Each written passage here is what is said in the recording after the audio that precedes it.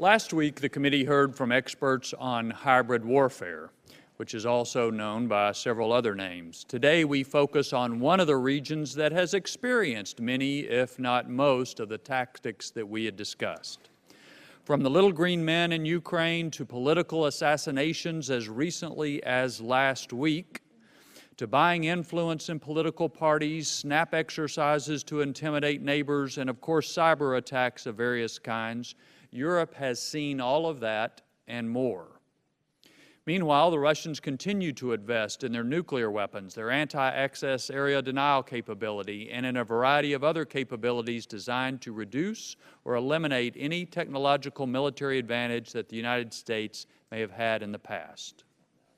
We know that one of their primary goals is to divide and weaken NATO, arguably the most successful military alliance ever. To discuss these issues, today we are pleased to welcome NATO's Supreme Allied Commander and Commander of the U.S. European Command, General Curtis Scaparrotti, not for the first time, but for the first time in this capacity. Before turning to him, let me yield to Mr. Smith for any comments he'd like to make. Thank you, Mr. Chairman, and welcome, General. It's great to see you again. Always appreciated your leadership out at Joint Base Lewis McChord when you were out there, and appreciate your leadership even more in Europe. And I agree with the Chairman's opening remarks. Look forward to your testimony. But Europe is, as great a challenge as we've had since the end of the Cold War now. And I won't belabor the point because we've all heard about it, but Russia is reasserting itself, not just in Eastern Europe, but in many ways in Western Europe, trying to influence elections, basically trying to undermine liberal democracy. Vladimir Putin's goal is to make the world safe for autocratic dictatorships and to undermine the values that we hold dear in this country, which is representative democracy. And he's doing that, frankly, on a very low budget. Using a lot of cyber and a lot of intel operations, and I think we have to get smarter about how we counter that. And a lot has been said about that. I'll look forward to your comments. Last thing I will say is, obviously the big question we have is what should our presence be in Europe as a deterrent to what Russia is doing? Because that, I think, should be the goal. Putin's not stupid. They're nowhere near as strong as they were during the height of the Cold War. So basically, he's trying to have influence on the cheap. But the higher the cost, the less likely he is to engage in his destabilization efforts. Does a larger presence by us in that region act as that deterrent? And if so, what should that presence look like? So those are some of the questions I know we need answered, and obviously, we want to reaffirm our commitment to NATO and its enduring importance in all of our alliances in Europe in terms of maintaining the peace and stability in the world that we want. With that, I yield back. I look forward to your testimony. General, without objection, your full written statement will be made part of the record, and at this time, you're recognized for any comments you'd like to make. Thanks again for being here. Well, thank you, Chairman Thornberry and Ranking Member Smith, and distinguished members of the committee. I'm honored to testify today as the Commander of the United States European Command on behalf of over 60,000 permanently signed service members, as well as civilians, contractors, and their families who serve and represent our nation in Europe. Thank you for your support. The European theater remains critical to our national interest. The Transatlantic Alliance gives us a unique advantage over our adversaries, a united, capable, warfighting alliance resolved in its purpose and strengthened by shared values that have been forged in battle. EUCOM's relationship with NATO and the 51 countries within our AOR provides the United States with a network of willing partners who support global operations and secure the international rules-based order. Our security architecture provides more than 1 billion people and a safeguarded transatlantic trade, which now constitutes almost half of the world's GDP. However, this security architecture is being tested, and today we face the most dynamic European strategic environment in recent history. Political volatility and economic uncertainty are compounded by threats to our security system that are transregional, multi-domain, and multifunctional. In the East, a resurgent Russia has turned from partner to antagonist as it seeks to reemerge as a global power. Countries along Russia's periphery, including Ukraine and Georgia, struggle against Moscow's malign activities and military actions. In the southeast, strategic drivers of instability converge on key allies, especially Turkey, which has to simultaneously manage Russia, terrorist, and refugee flows. In the South, violent extremists and transnational criminal elements spawn terror and corruption from North Africa to the Middle East, while refugees flee to Europe in search of security and opportunity. And in the High North, Russia is reasserting its military presence and positioning itself for strategic advantage in the Arctic. In response to these challenges, EUCOM has shifted its focus from security, cooperation, and engagement to deterrence and defense. Accordingly, we are adjusting our posture, plans, and readiness so that we remain relevant to the threats we face. In short, we are returning to our historic role as a warfighting command focused on deterrence and defense. EUCOM's transition would not be possible without the congressional support of the European Reassurance Initiative. Thanks in large measure to ERI, over the last 12 months, EUCOM has made clear progress with an enhanced force presence, complex exercises and training, infrastructure improvements, increased pre-positioning of equipment and supplies, and partner capacity building throughout Europe. But we cannot meet these challenges alone. In response to Russian aggression, EUCOM has continued to strengthen our relationship with strategic allies and partners, including the Baltic nations, Poland, Turkey, and Ukraine. EUCOM has also strengthened ties with Israel, one of our closest allies. Above all, EUCOM has supported the NATO alliance, which remains, as Secretary Mattis said, the bedrock of our transatlantic security. Thus, the EUCOM posture is growing stronger, and I remain confident in our ability to effect this transition. But there's much work to do. We must not only match, but outpace the modernization advances of our adversaries. We must invest in the tools and capabilities needed to increase effectiveness across the spectrum of conflict. And we must ensure that we have a force that is credible, agile, and relevant to the dynamic demands of this theater.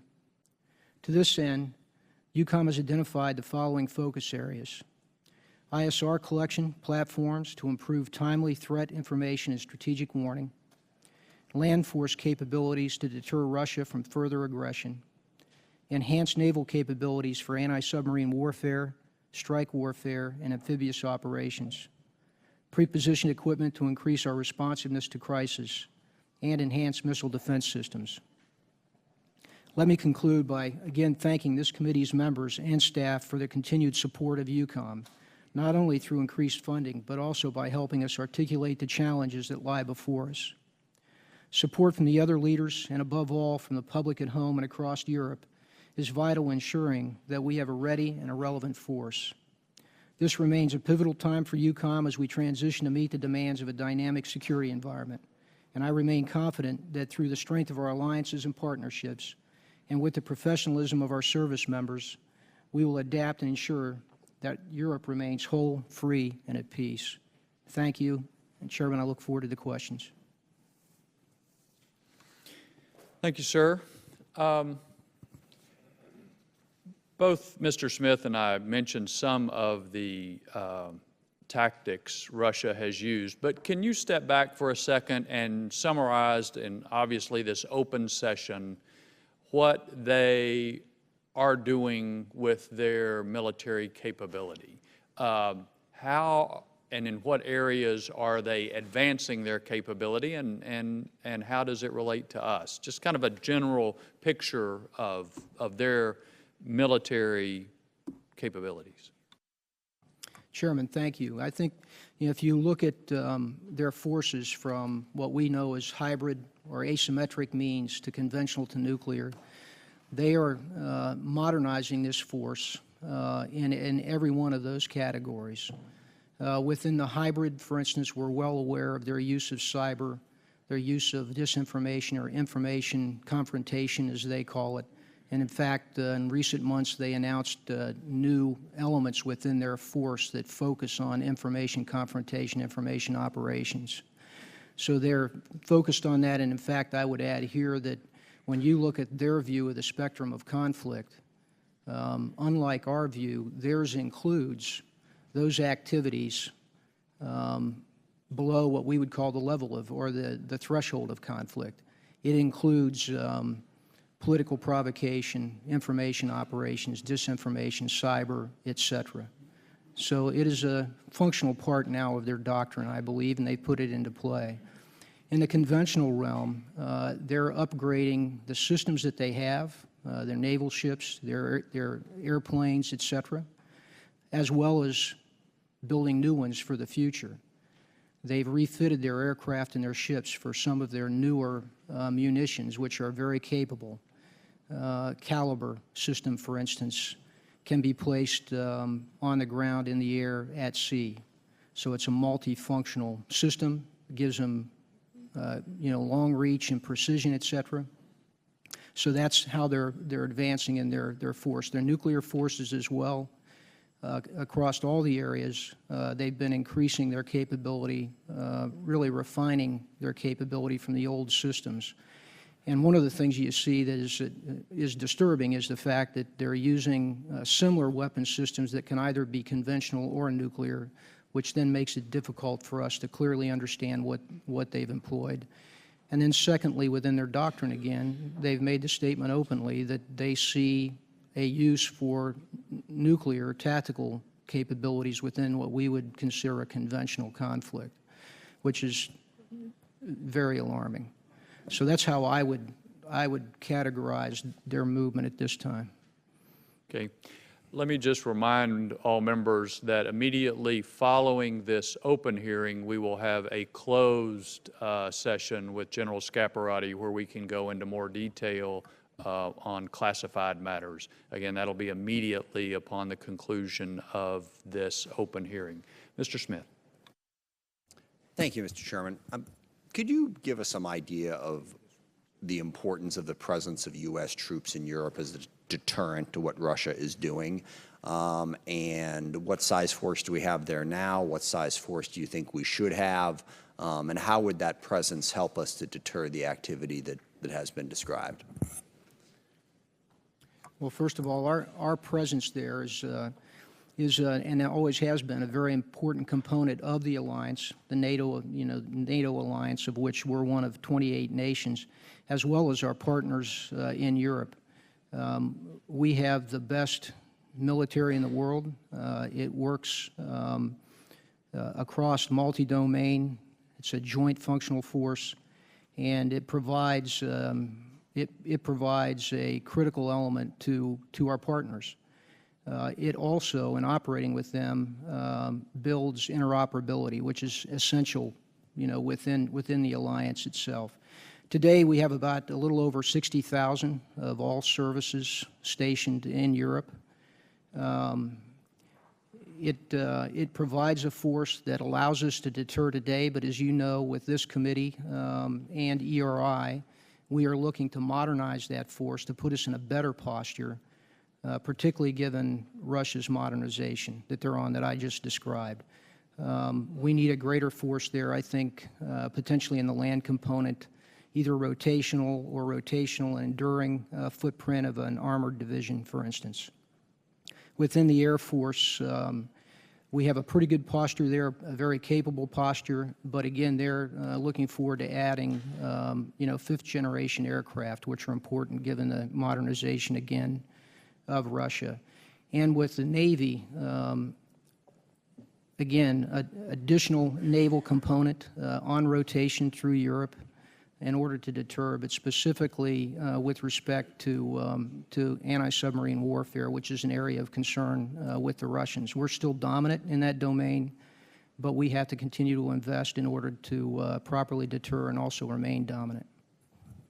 Thank you. One of the last questions, specifically on the Ukraine, what more could we be doing to help the Ukraine both fight off the Russian insurgency in the east, and then also to just strengthen their government, which I understand is plagued by corruption and plagued by inefficiency, and that's part of the problem. Because if Putin is unsuccessful in the Ukraine, or if the cost gets too high for his interference there, I think that's the best deterrent we could give to further activity, because that's sort of where, I don't know if it's where he started, but it's certainly where he's had the most public involvement. What more could we be doing in the Ukraine?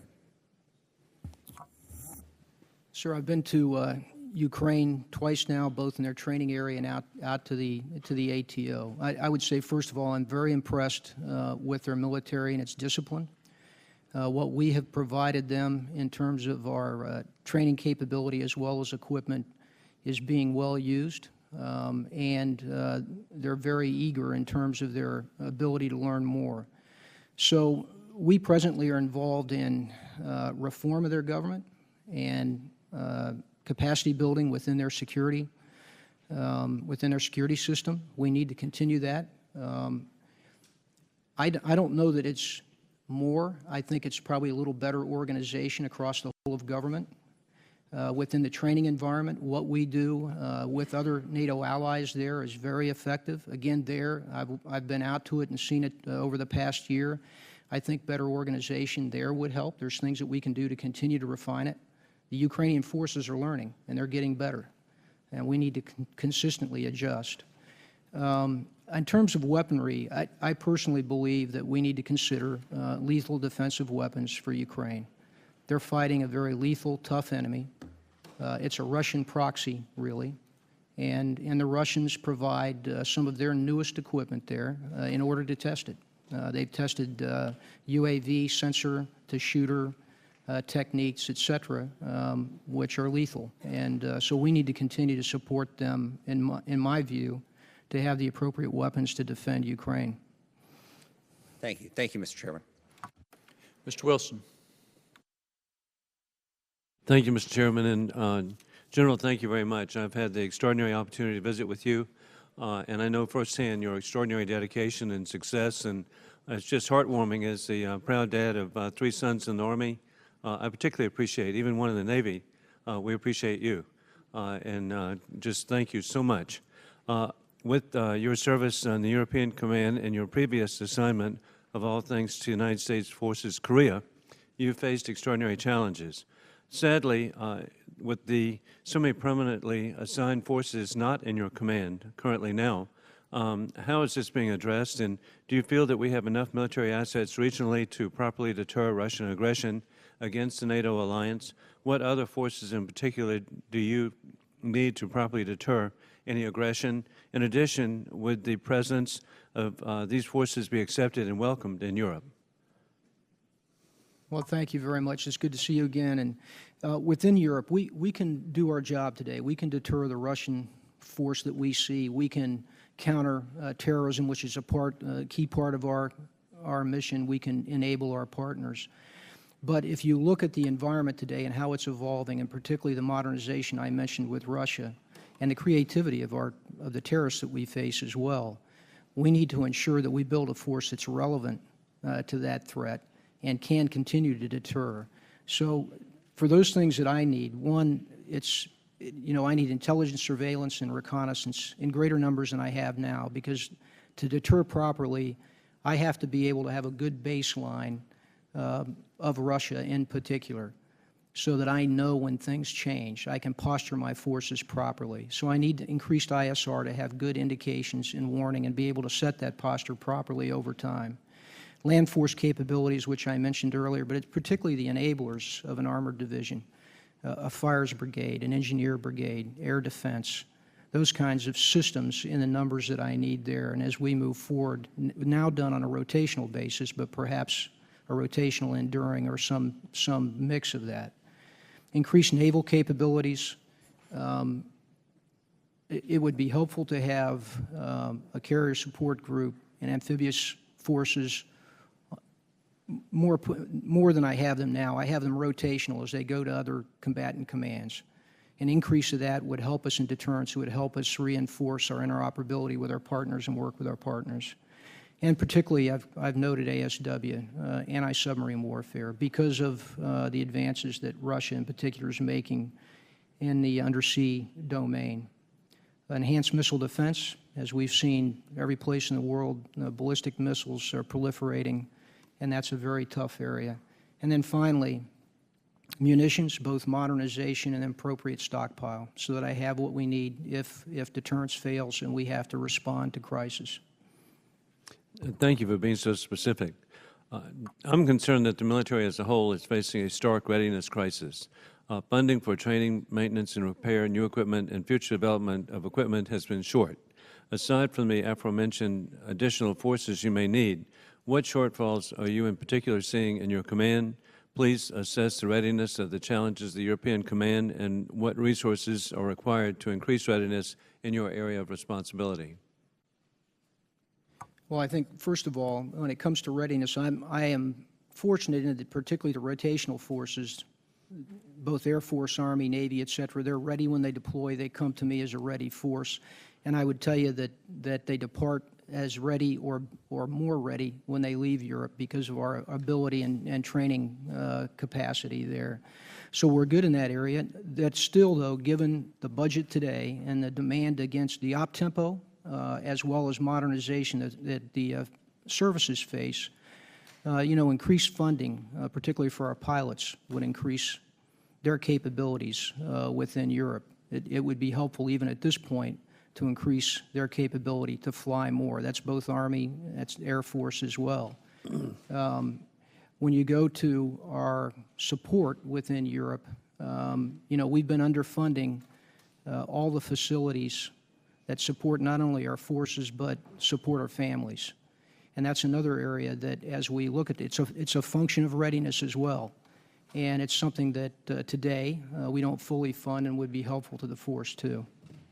And I want to thank you. Another question concluding. The European Deterrence Initiative is very important, been very successful. And I know the South Carolina Army National Guard is grateful that we had a unit just leave for Poland. So thank you for your success. General, just so I'm clear, when you list ISR, anti-submarine warfare, missile defense, those are things you need more of, correct?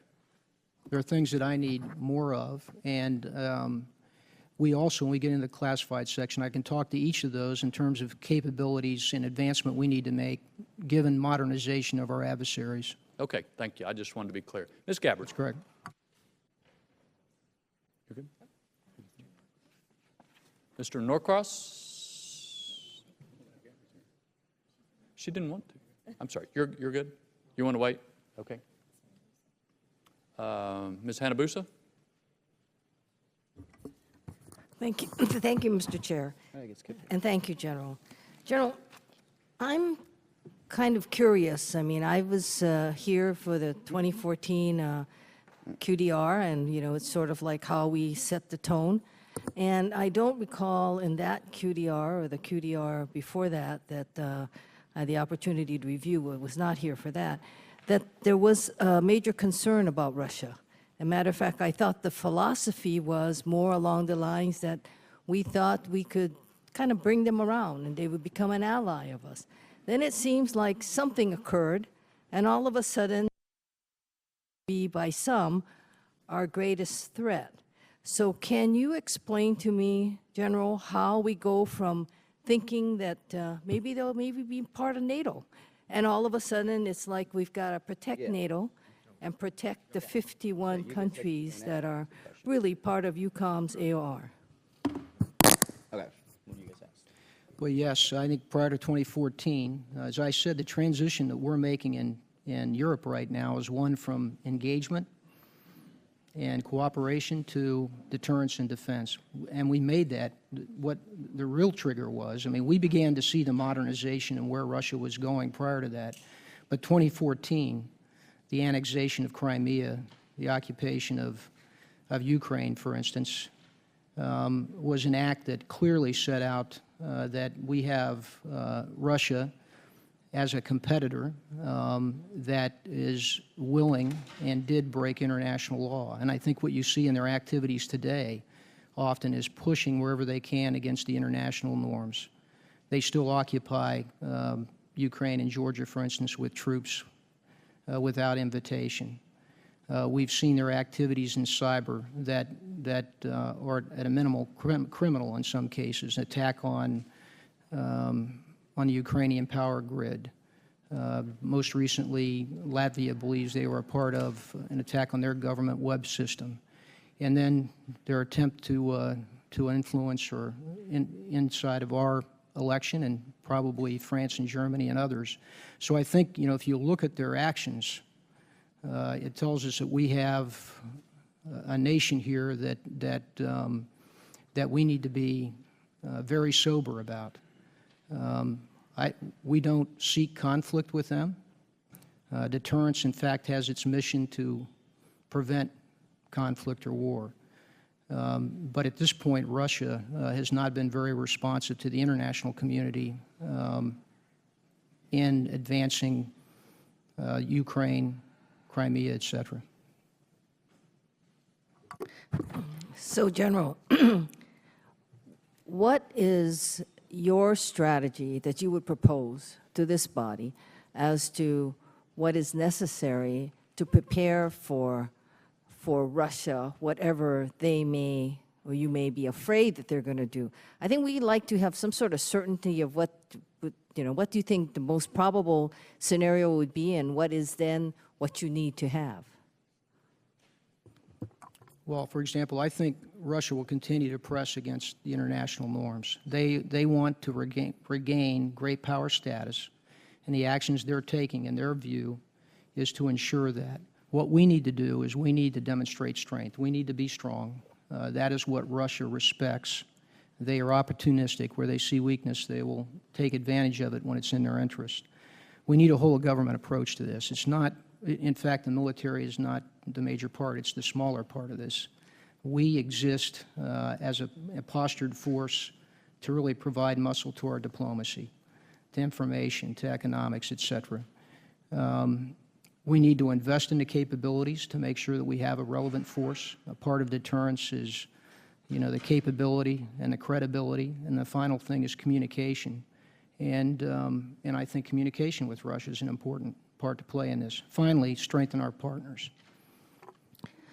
General, do you believe that the concept of the triad and basically our nuclear forces is part of that deterrence structure that you need to have in the EUCOM? Yes, I do. I think the triad as it exists in a safe and credible nuclear deterrent is very important, particularly given Russia's capabilities. Do you think that's the only force that Russia understands or would respect, I guess is the word?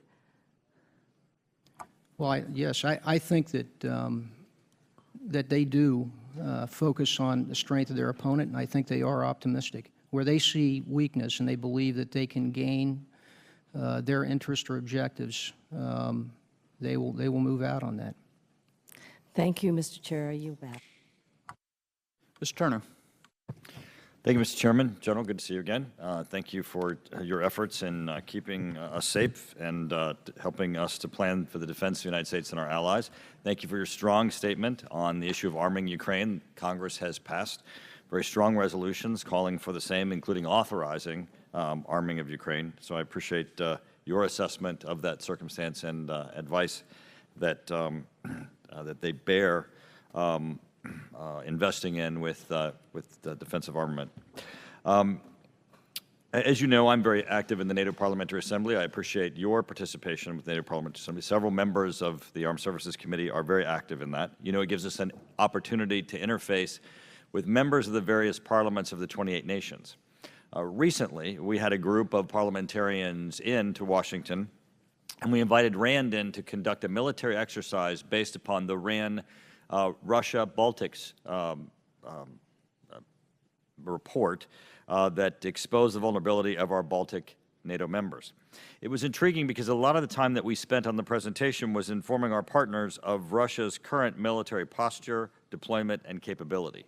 So I'd like you to talk to a minute about how do you keep our NATO partners informed, and is that a part of what you have to do of informing our partners of Russia's posture and the threat from Russia? Also then, if you would talk about if you believe that the forward stationing of an armored brigade combat team in Europe on a permanent basis rather than rotational would be helpful in your deterrence quest. And could you also give us just a brief discussion of how you've seen that the European Reassurance Initiative, our effort to pre-position equipment and to reassure our allies, has transitioned over the past year? Thank you. Well, first of all, it is one of my responsibilities to work with our allies, both as a EUCOM commander to the 51 nations, but specifically as the SACEUR and NATO command with the 28 nations. We do that through a number of means: personal visits of myself and other leaders, information to the North Atlantic Council, exercises within Europe, either with partners and/or NATO, and we invite leadership, political leadership as well to those. And then finally, we do CMX, or a crisis management exercise, that brings in the leadership in NATO about every couple of years, probably similar to what you experienced, in order to inform them of not only the capability of our adversaries, but the nature of war today. You know, it's decision space is much tighter. Information moves much faster. Those are the kinds of things, too, that I think it's helpful to discuss with the leadership. Secondly, in terms of the rotational brigade, I would prefer to have an enduring armed force in Europe. That's a service decision they provide right now as a rotational force. I'd prefer to have an enduring one, because the force then becomes accustomed to the environment. It forms relationships with our allies. They become well known over the period of time of several years that our service members are then stationed there, and they have a greater appreciation for the problem set. And then finally, with an ERI. ERI is advancing very well, and I thank this committee for your support of that. Without ERI, we would not be postured to deter today, as I've said we are. It is what has allowed us to improve that posture today, with a rotational brigade there, with the ability to reinforce NATO with one of the enhanced forward presence battle groups from the U.S. and Poland, with additional support with air and naval forces.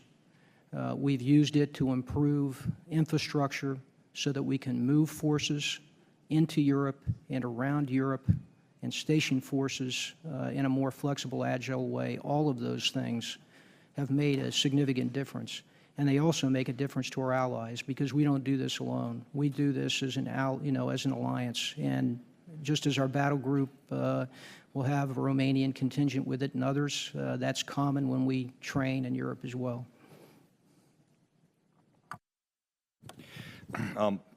Thank you, General. The aspect of informing our partners, it's very interesting to me, because this is their neighborhood, but yet it seems like the United States still takes a lead on allowing our European partners to understand what their threats are and what the posture in the European arena is. Well, I think, you know, part of this, and I think it isn't just Europe, you know, that the environment has changed. The nature of warfare has changed. And so it's easy sometimes not to realize that, and then realize what the impacts of those changes are.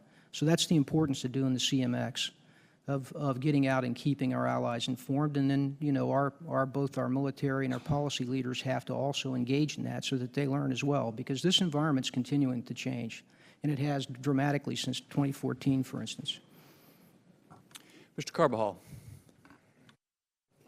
Thank you, Mr. Chair. General Scaparrotti, you state that Russia is now the top theater priority.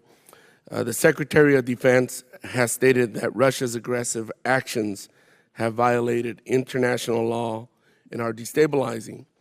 The message to this committee has been consistent, that Putin and the Russian Federation seek to disrupt the international order and the cohesion of the international organizations like NATO and EU. You stated in your testimony that deterring Russia requires a whole-of-government approach. Unfortunately, I do not believe we have used a whole-of-government approach, especially as this branch of government has refused to investigate Russia's effort to disrupt this country's democratic process. General, there are not many who can supersede your expertise on Russia. Today, you have presented this committee with strategies to confront the Russian threat militarily. However, I am sure that you agree that it will take more than just military strength to effectively combat a state that is undermining and threatening democracies globally, including America's. General, can you provide this committee the type of whole-of-government approach necessary to effectively detour Russia? Thank you, sir. Russia is an adversary that employs whole of government. We see them work politically. We see them use economics as leverage. We see them use information to influence populations. Some of that is disinformation as well. And so for us to be effective, we have to respond across all those domains as well. So as a government, and we did this during the Cold War, as a government, we had overarching objectives with respect to the Soviet Union then, but we need overarching objectives today. We need some lead agencies, like a lead agency in information, that has authorities to integrate across the different agencies in the government with respect to information. We need to approach them economically with the same overarching objectives. So, you know, it's a very general description, but that is literally where we need to go. Every agency focused on our approach to Russia. And again, it's to influence them and not to have conflict, but to avoid conflict with them and yet protect our interests. Do you find that we are being effective? I would say that we're not as effective as we could be. We can organize, particularly as whole of government, in a better way, and I believe we will. I think that at least my leadership and what I know is focused on that, and we have work to do. So we can be more effective, particularly in the information domain, where, you know, we have, I think, very good capability, good talent, creativity, and we just need to move out on that a bit. And not to make it so simplistic, but what could this Congress do to address the highest priority that perhaps is our weakest link in being more effective? Well, I think provide the leadership in those objectives, provide the leadership toward a cohesive, integrated governmental approach to this problem, and then, as you do, finance those efforts as well. Thank you.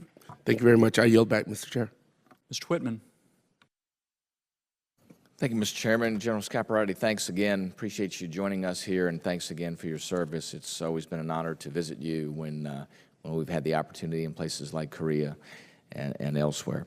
Wanted to ask you about the mission of the Enhanced Forward Presence Battalions that are located in the Baltic nations and Poland. Can you give us a little laydown about what those units are there training and preparing to do?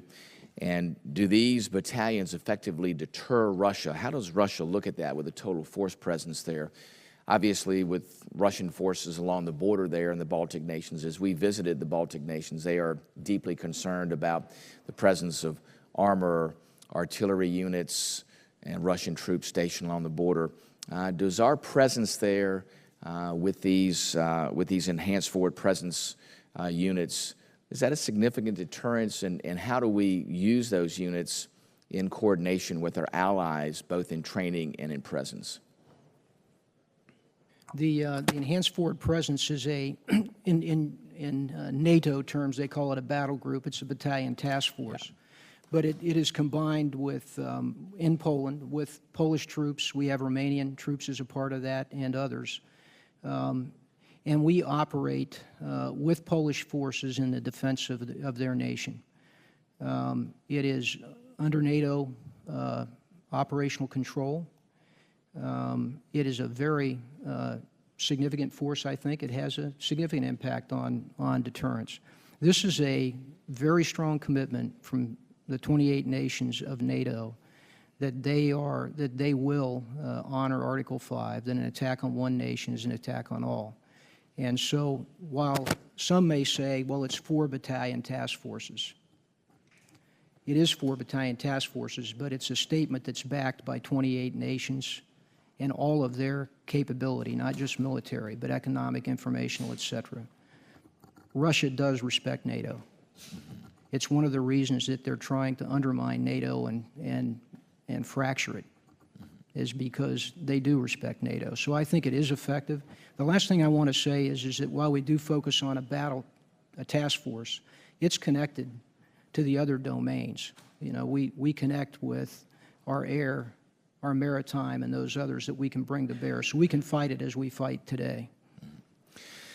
As I visited there, our allies express two desires. One is increased U.S. presence as a permanent presence there in the Baltic states. And of course, we talked to them about rotational presence, and I try to convince them you actually have more troops there on a rotational presence that know your country and know operationally than you would if you had just a battalion. But they're all about, let's have a battalion presence there. So I want to ask about how your conversations with our allies have gone about their view of our commitment and that element of presence.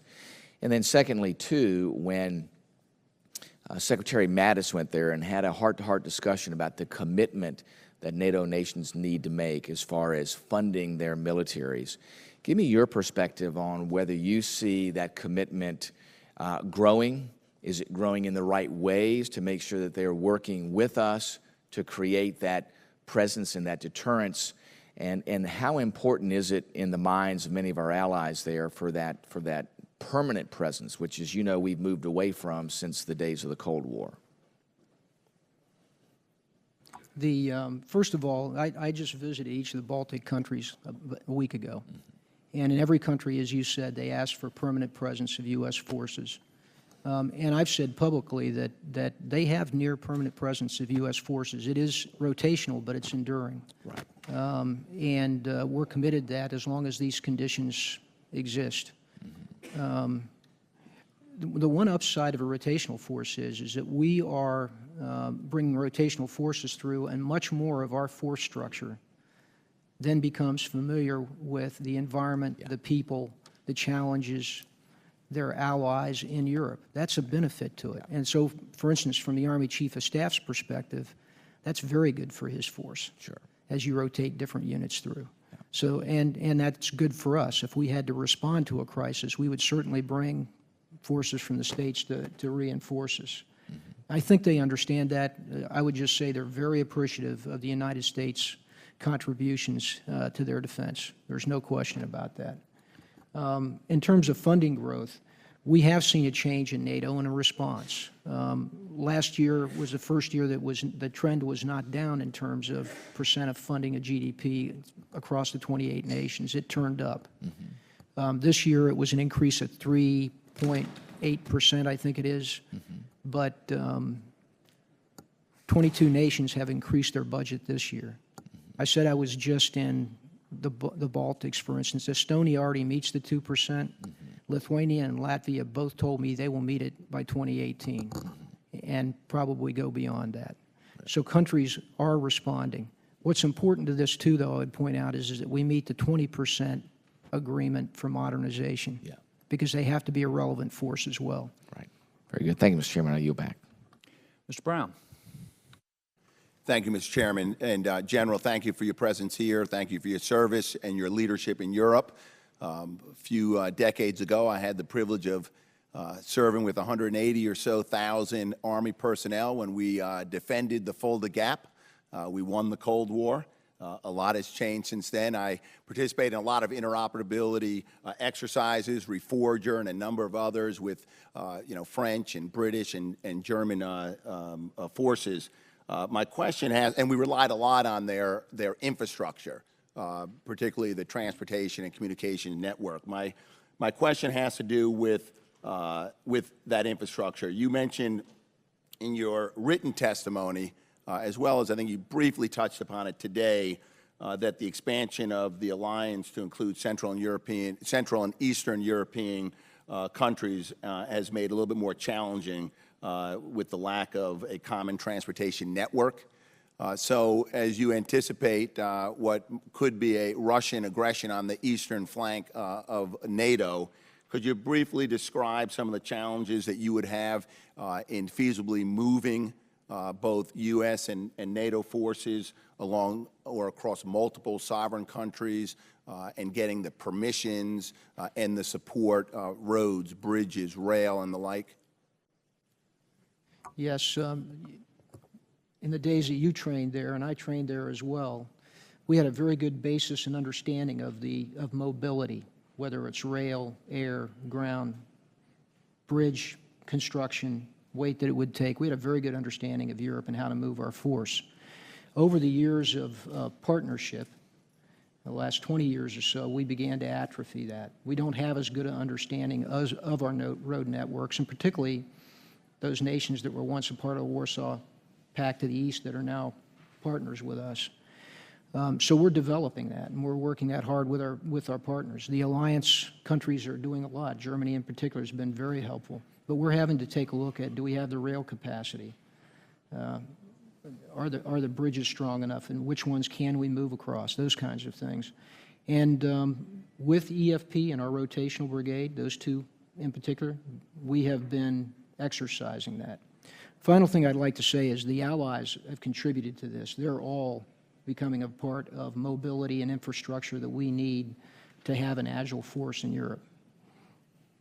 And can you state whether or not we currently, and if not, whether we should be making any investments in that infrastructure, considering the security interests that we have?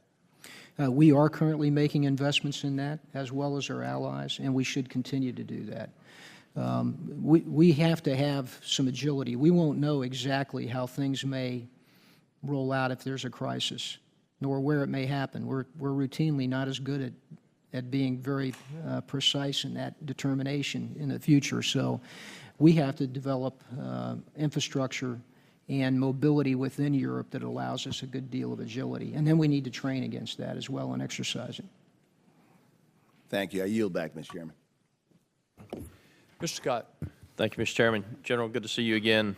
Part of my questions revolved around rail, the difference in the gauges, the fact that our equipment is so large now that it won't go through some of the tunnels that have been there for so long. I'll shift then to lift capacity, our large lift capacity. If we can't get our equipment there by rail or by tunnel, do we have the lift capacity with the retirement of the C-5s that we've had in the last couple of years that we would need, and do we have the ability to land those planes with their weight where we would need the equipment?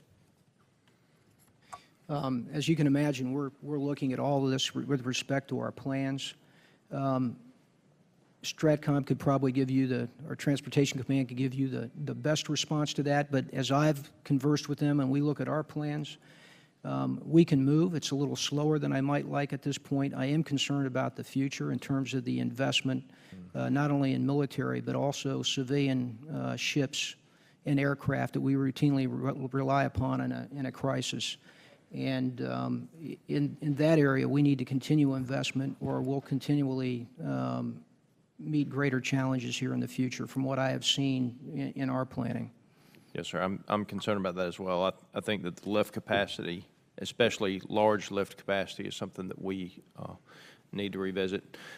We talked about the JSTARS in Europe. I have very serious concerns about is the number of units we have go in for major overhauls, major depot maintenance, that you would potentially end up with a shortage of that.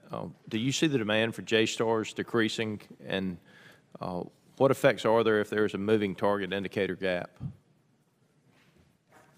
This is particularly important against a large force like Russia, so that we do have good information. We understand movement and change. That's how we build the indications and warnings and the ability to react appropriately. So it's very important to us. I'm concerned about the reduction as we bring on new aircraft, which we need to do. I do not have all that I'd like to have today to provide the INW that I need in Europe. As we discuss the upcoming budget, potential decreases in funding to the State Department are a concern, I think, of most of the people on this committee. How much more difficult does this make your mission, and what challenges do you face with these potential shortcomings in the budget, and how does it potentially hurt our partnerships in the region? Well, you know, in terms of where the budget's at is not in mine to comment on, but I would say that, as I noted earlier, our problems, all the problems that we face in Europe require a whole-of-government approach, and they require, you know, approach with partners in the same fashion. So if you look at how I counter transnational threats or terrorism inside of Europe, the military is a part of that. We have that cell that runs that in EUCOM, but most of the work's done by Treasury, State, and others across our agencies to complete that work and enable us to do it. And again, I think that in deterring Russia, it's a whole-of-government approach as well. Diplomacy should be the priority. And we, as the military, with the right posture, provide some muscle for diplomacy to work. General, I appreciate your service, and with that, Mr. Chairman, I yield the remainder of my time. Ms. Murphy. General Scaparrotti, thank you for being here today. I want to start by noting that I have deep concerns about the current administration's continued publicly questioning our alliances and the sanctity of the post-World War II international order. I think it's a dangerous narrative that reflects both an internal and external threat to our national security. Externally, the rise of Russian aggression and Russia's use of hybrid warfare tactics are directly intended to erode the credibility of U.S. leadership in the world. And internally, here at home, there's a growing sentiment that we should withdraw from the world. Isolationism resonates in our own country with people who are worried about their livelihoods being taken away by increasingly interconnected world and who are increasingly weary of being involved in a protracted conflict overseas. But this view is populist and perilous. You know well, though, that our alliances help prevent larger conflict around the world every day and shore up our security at home. And in your testimony, you've spoken a lot about the successes of the European Reassurance Initiative, or ERI, to reassure our allies and deter regional aggression. What policies, authorities, capabilities have been particularly useful in the success of ERI? And then what authorities and investments do you still need to complement the ERI efforts, especially in the emerging cyber domain?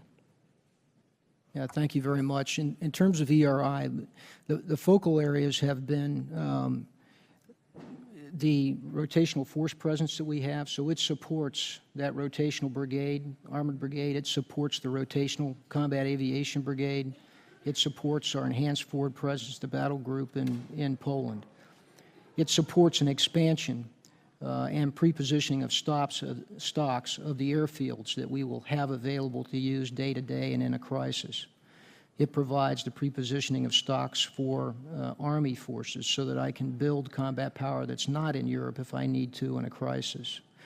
It's enhanced our training and interoperability with our allies. We're doing, I wouldn't say more necessarily, we're doing better exercises that are integrated with allies and reinforce interoperability that is relevant to the adversaries that we'll face. It has helped us with anti-submarine warfare, for instance, which is another area that I noted. So it's very important. I would tell you, as I look to the future, I will continue to need it for those same reasons and more, but it'll be across all the services, and it'll tackle the correct posture that I need and the capabilities that I need to deter Russia. Finally, I didn't mention infrastructure, although I've said it several times. It has been fundamental in making infrastructure upgrades in airfields, bases, and other places that enable the movement, not only our forces, but the allies as well. And then given your experience as the commander of U.S. Forces Korea, do you think that the ERI model can be effectively exported to the Asia-Pacific region to deter provocative and aggressive behavior from actors like North Korea and China?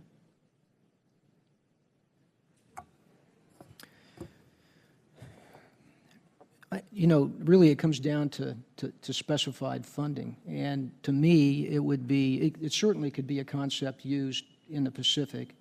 But I think what's important, and what's important even within ERI, is that we have, you know, a predictable funding into the future. Because really, as a military, that's most helpful. It allows us to plan ahead and set objectives in the future and know that we'll be funded to reach that. and set the readiness that we need. Thank you, sir, and I yield back the remainder of my time. Mr. Cook. Thank you, Mr. Chairman. It's good to see you again, General. I was there with Chris Gibson last summer, just like when we met in Korea. You're very, very candid. Your comments about the U-2 in Korea and some of the last time on readiness, I thought gave us great insight into what's going on.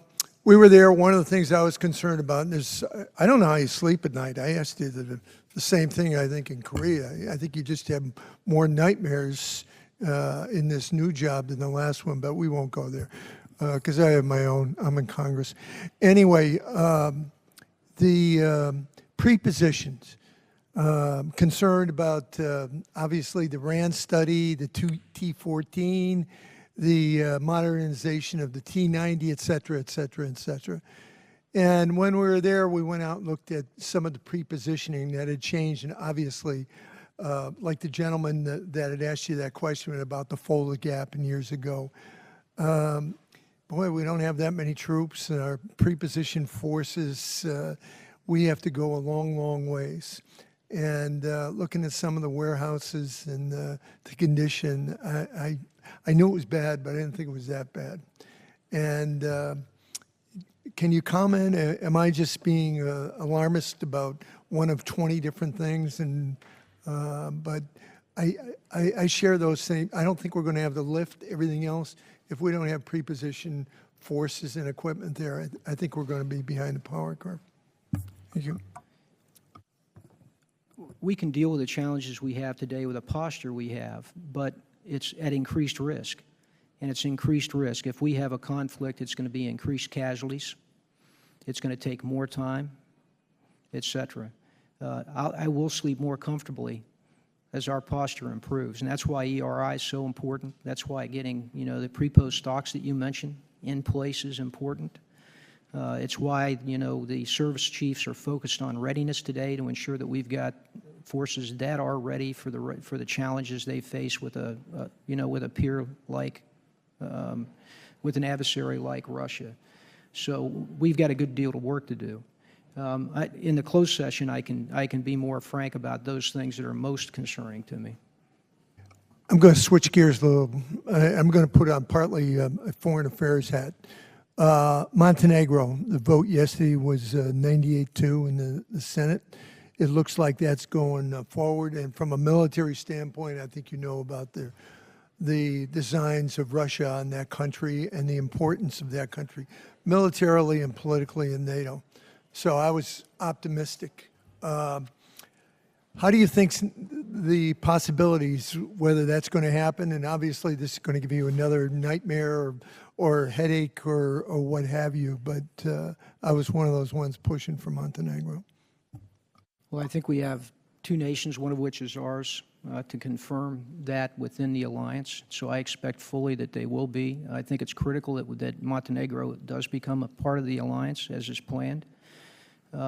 For Russia, this is something they did not want to see happen. As you know, they went to great lengths to try and undermine Montenegro's accession to NATO. So I think it's critical that this occurs. And I've said before, I think that Russia has every objective of ensuring that there's not another country that joins NATO in the future. I think that's their objective. Once again, I want to thank you so much. Looking forward to seeing you again over there, and I yield back. Mr. Swazi. Thank you, Mr. Chairman. General, I want to add my voice to the chorus of praise for the great work that you've devoted your life to. And we're very grateful to you for your service. And you really do have an awesome responsibility. I'm new to this, and I'm very concerned about the things that aren't easy to measure. It's easier, and you're doing a great job to measure troop movements and hardware and things like that. But in your testimony, you talk about Russia has employed a decades-long strategy of indirect action to coerce, destabilize, and otherwise exercise a malign influence over other nations. And you talk about the neighboring states of Moldova and Georgia and the Balkans. And then you say, additional Russian activities short of war range from disinformation to manipulation. Examples include Russia's outright denial of involvement in the lead-up to Russia's occupation and attempted annexation of Crimea, attempts to influence elections in the United States, France, and elsewhere, its aggressive propaganda campaigns targeting ethnic Russian populations among its neighbors, and cyber activities directed against infrastructure in the Baltic nations and the Ukraine. So everybody, I think, now agrees that Russia's been, Ukraine was easy to see, and what they did there was such a negative action. And the cyber threats, everybody agrees that that's a big part of their strategy these days. Propaganda influencing the media, Russian oligarchs spreading money around in all different places of the world, from the Ukraine to Europe, European elections. So when you talk about the whole-of-government approach, they're not as easy to measure these different things that they're doing. I'm a big advocate that we need to give some sort of punch in the nose, some sort of clear manifestation that we don't like what you're doing, and we need to go after the oligarchs with financial sanctions and try and pay more attention to sending a clear message that you can't mess with us that way. What is the one thing that you would like to see the whole of government, really not just related to more hardware, more positioning of troops, more the things that you're advocating for? What's the one thing you'd like to see the rest of government do to give them a strong message that you can't do this to us or you're going to have to pay a price? Well, I think the whole of government approach, I think one of the most important things we can do is get organized in the information campaign. Whose job is that? Well, I think today the way it rests is with state, traditionally has that. We have the GEC. But again, they have to be resourced. We as a government have to say, this is a priority. And it's a priority, and provide the integration, provide them the authority to integrate in a way that would have that effect. But when you look at the way Russia's working today with disinformation, even the way that they approach different countries in Europe, in the public world, on RT, Russian TV, et cetera, we have to compete in that environment. We have to compete in it. We have to show strength that also supports our values. I think we ought to be very strong in our values in doing this as well, and I think that would have a great effect. It's interesting because in many countries in the East, even though they're doing all of this, there are countries that the populace is not necessarily swayed by what they hear from Russia. Mm-hmm. That's not true in all of them. It depends on where you're at. But it's interesting to me, and yet, if we made a greater, a greater effort in this area, I think we could see some good benefit. So you'd like to see some more strength from America as far as coordinating the information campaign, preferably using the State Department as they've traditionally done, to try and get this information out there and then send a message clearly back to them. Absolutely, and to work with our allies. I have 59 more seconds in my time. I just wanted to say that, I was speaking to the Italians. The Italians' biggest concern of the whole world right now is Libya. And, of course, that's the funnel where, they closed off through Turkey, and now everybody's coming up through Libya. What is it we should be doing to try and help stabilize Libya, or to try and create an environment where that's less of a channel for people to be migrating from the rest of Africa and the surrounding region? Well, Libya is not a part of EUCOM. It's AFRICOM's domain.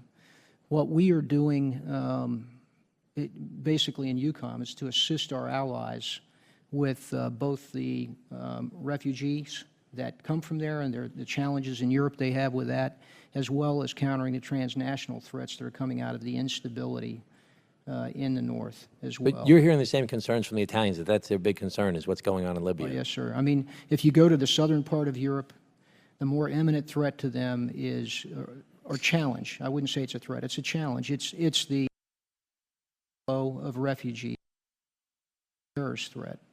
Those two are more prominent than Russia. If you go to the east of Europe, it's obviously Russia. But all of those challenges are true for all the nations in Europe. Thank you, General. Mr. Kelly. Thank you, Mr. Chairman, and thank you, General Scaparrotti, for being here. I have two questions, so I'd like to kind of contain the first one to the first 2.5 minutes so I can get into the second. This committee has consistently supported ERI and now EDI. In fact, last year we tried to shift a large portion of the EDI to base budget funding. One of the reasons is that by budgeting through OCO, we don't have a complete FYDP for EDI, so we can't plan and we can't see how you're planning for these activities. In fact, I can't think of much that would concern Putin more than to see a 5-year EDI plan and budget. Can you provide the committee with your best military advice on what an EDI FYDP would look like, broken down by budget activity, before we mark up the FY18 NDAA? Sir, when we in EUCOM have produced our request for ERI, we've done it in a very deliberate fashion, based on the guidance from Congress as to what ERI's purpose is, across all of the services that support me in EUCOM. And so it's a detailed list. We've scrubbed it against things like, we questioned ourselves, is this something that really ought to be in base or ought to be a service expense, not a part of ERI? So I think we did a very faithful job of that and provided it to OSD. And we can certainly, break that out in terms of, we not only had the categories, but also the prioritization that we provided OSD as well. And assuming that there's no issue there, I can tell you we've done the work. And you agree that it's much better to have a 5-year plan rather than a 1-year, and we don't know what the budget is. Bottom baseline funding as opposed to OCO is much better for us to plan, and also shows our allies our commitment. Would you agree, General? I as I said before, said that we need predictable long-term budgeting so that we can plan out ahead as opposed to a year at a time. And thank you. And I'm an old Guard member. I grew up in the 80s. I grew up as part of the Reforgers and all those things in Europe. When we had 3 ACRs, we had 2nd, 3rd, and 11th. We may have had more, but those were our screening forces. Those weren't even talking about the divisions and corps behind them and our commitment to the European theater. We no longer have that. I actually visited Hohenfels near Nuremberg last year and saw the difference in what it looked like in the 80s versus now. I'm also a big, strong proponent of the National Guard and our Guard and Reserves. We have 8 National Guard divisions. We have 32 BCTs, of which 10 are armored, I believe, or heavy BCTs in the Guard and Reserve. I also believe in what you said, General Scaparrotti, about having that continuous force over there that the people know and trust. So I think we need to look outside of how we've always done things or how we look and project. If we kept one heavy BCT that's an active component over there and integrated a divisional rotation from the National Guard of maybe 2 heavy and 1 light, or 1 heavy with another heavy plus a light, it gives training opportunities to those division headquarters. It gives terrain familiarity. It gives so many things. What do you think about that? And including also like your engineer and your ADA and your aviation assets to go with those Guard divisions on maybe a 5-year, one division for 5 years. I mean, for 1 year and then, through a 5-year cycle. Well, as I've said before, it's really a service function for them to determine. I make the requirement. There's a number of ways that as you said, there's a number of ways we can fulfill my requirement, and there's pros and cons of each. And as you noted, rotational units provide a lot of experience to our force, and it provides a force that then has knowledge of Europe. So those are the advantages of that. And one other thing, I think you can look at deployment, your RSOI, a little differently. Rather than having to send a Guard unit that's 100% ready on day 1, if you send them to the European theater as a division, those BCTs can actually get those rotations at Hohenfels and other places rather than at the NTC. And so the end product is a completely trained and ready to fight division and BCTs as opposed to sending one over there that's already ready. I think maybe you get to train and be ready across the spectrum. Would you agree with that? What I need is a trained and ready unit at the point of employment. So certainly we can use our capabilities in Europe if that's the most efficient way to get there. And I would just add that the Guard plays an important role in what we do in Europe every day. The partnership that they've formed with each of the countries is really quite remarkable. 20-some years of relationship that builds trust. Thank you, and I yield back, Mr. Chairman. Mr. Gallego. Thank you, General. First off, and we'll be switching direction a couple of times, do our European partners support the provision of lethal defense equipment to Ukraine? I haven't discussed that specific issue with most of our partners.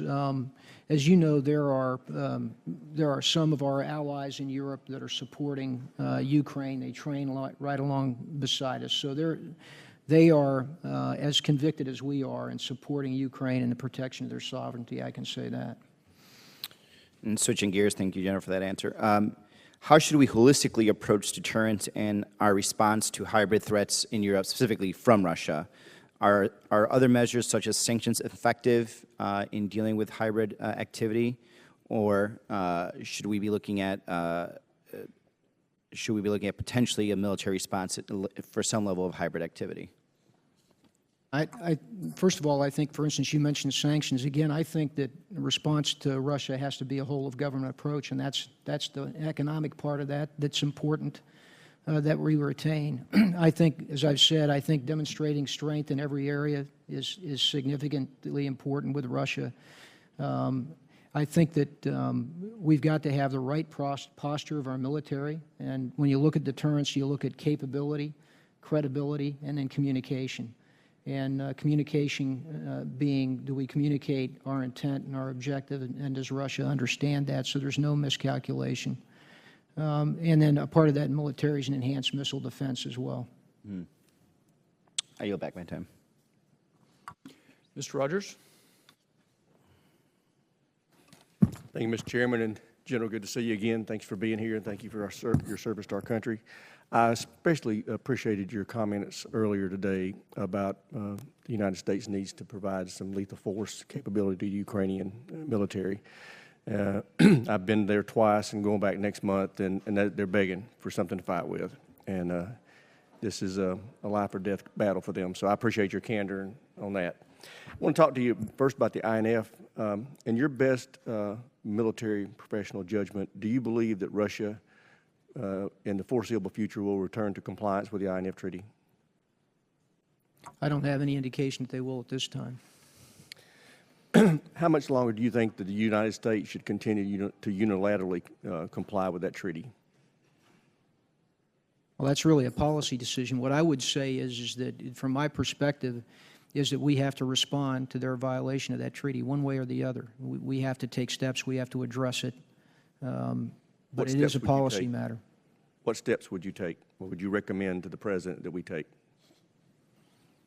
Well, first of all, I think we confront them, and then we consider what actions we might take in terms of our capabilities in order to deal with the advance that their violation of the treaty incurs. In other words, the risk that we're taking because they're not following that treaty, and how do we respond to it?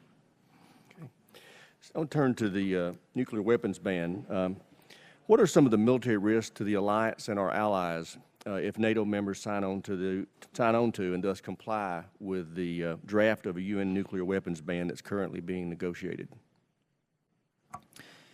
Well, sir, my view is that the nuclear weapons ban is just not realistic. I mean, it is occurring in a world where we have North Korea in particular, who is in violation of UN sanctions and resolutions, multiple ones, and show no respect for the international community's directive. Russia, who is also aggressively improving their modernization of their nuclear weapons, et cetera. So I think we're in a world today where that's just not realistic at this point. I think it's something that probably all of us would like to see, and a world without nuclear weapons. But I don't think we're at the point to exercise that ban at this time. Do you believe that it would be inconsistent for NATO members who signed on to the Warsaw Communique to also sign on to that treaty? Again, that's each nation's sovereign decision, but I think it would be. Thank you. I yield back, Mr. Chairman. Mr. Garamendi. There's a lot of questions we ought to get to here, and probably quickly to the classified hearing. So I'm going to be very quick. There's Our new president has created considerable concern about the role of the United States vis-a-vis the European Union and NATO. Has that uncertainty caused you problems in your work as NATO, with NATO? No, our mill-to-mill relationships within the alliance are strong. We've continued to do what we need to do as an alliance of military components to protect the transatlantic region. Is there clarity in your mind as to what the administration's policy is with regard to NATO? The Secretary of Defense attended the last defense ministers and had sat through 2 days of sessions and was very clear in terms of America's commitment to NATO, as well as in Munich at the Munich Security Conference, and the Vice President spoke there as well. So I think that they were very clear in our commitment to NATO. Well, that's not the entire story, is it? There are other people that have commented in various ways. What I would say, Congressman, is that there has been uncertainty throughout our election, et cetera, that the Secretary and the Vice President spoke on behalf of the administration. I do believe that Secretary Tillerson's attendance at the Foreign Ministry, at the Foreign Ministers Conference coming up, as well as the President's attendance in May, will reinforce our commitment. Is it important in your work that there be clarity from the administration with regard to its commitment to NATO and Europe? Yes. We'll hopefully have that in the near future. Down into the weeds for a few moments. You mentioned the issue of being able to move material and troops and the role of the civilian organizations in doing that. We have a hearing coming up at the end of this week with Transcom, and specifically on the issue of ships, the Ready Reserve and the MSP. Do you see do we have sufficient ships, planes to address any contingency that you might face as your role in EUCOM? Again, that's best answered by them, but I can tell you from my experience in the past year and a half that that they and I have concern about, particularly our civilian support in both ships and air, and that we have to invest in those. I haven't recently sat down with them to get the actual facts, but that's my view in dealing with the planning that we've done. Well, your last two commands have been at the far ends of the world, so you would know. I think I'll let it go at that point. Thank you, and I yield back my time. Ms. Stefanik. Thank you, Mr. Chairman, and thank you, General Scaparrotti, for your leadership. You and I have had the opportunity to discuss the importance of countering Russian propaganda and malign influence in the information space. And during our last conversation, you mentioned the Russia Information Group, which is a working-level interagency group to counter Russian aggression. And I'm pleased to see the efforts of this group and the State Department's Global Engagement Center. But my question for you is, what aren't we doing that we need to be doing in this area to more effectively counter Russian propaganda? We discussed a lot of the improvements that have been made in terms of grappling with this issue, but what more do we need to be doing? Well, I think, we do have a structure. We have the group that you mentioned, for instance, that is multi-agency, et cetera. But we actually have to, provide it direction and resourcing on a larger scale than it's been done to this point. That's the first thing. Second thing is, I think we have to be more direct in our values, in our messaging. If we think back to Voice of America, there's in Europe today, there are those in the eastern countries that tell me that they recall when they were in the Warsaw Pact, hearing a Voice of America and the difference it made. Those are the kind of things we need to do on a greater scale than we're doing today. So let me ask you this. As you know, in last year's NDAA, we expanded the mandate of the Global Engagement Center, which is within the State Department, to include state-sponsored entities of propaganda such as Russia. how can we empower the Global Engagement Center? And a larger question is that the right coordinating body within the State Department? Again, I think whether that's the right coordinating body, I think is probably best determined by the State Department, not I. I really can't tell you best how they should organize for this.